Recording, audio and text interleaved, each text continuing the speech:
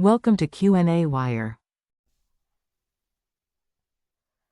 In this problem, we're asked to find the induced EMF of a coil being pulled through a uniform magnetic field.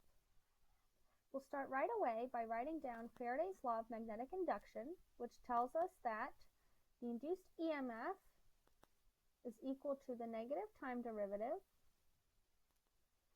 of the magnetic flux. And so our next step becomes determining the magnetic flux. For a coil being subject to a magnetic field, we have that the magnetic flux is equal to the number of turns in the coil, which in our case is 1, times the magnetic field strength, times the area, times the cosine of the angle between the magnetic field and the area vectors. Now, what do I mean by area vector? Generally, the area vector has the magnitude of the area and points in the direction normal or perpendicular to the surface. And it's a little easier to envision what I mean if we redraw the scenario from a slightly different perspective. So I'll draw our coil, which is being pulled towards the right.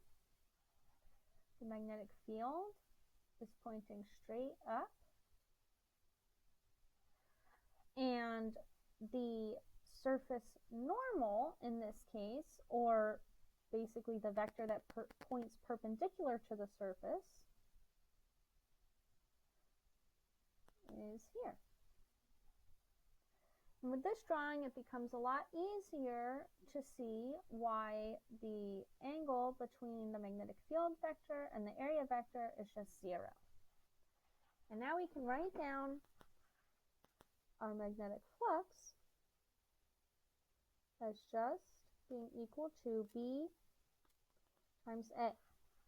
And we can plug this directly into our Faraday's law.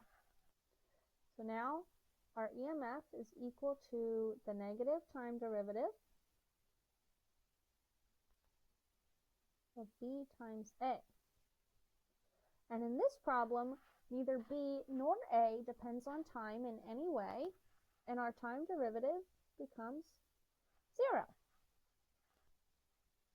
For part B, they want us to find the induced EMF that results in tripling both the speed and the magnetic field vector. So from part A, we know that tripling the speed won't have any effect, and we can just directly substitute our new magnetic field into our previous equation. So the negative time derivative now of 3B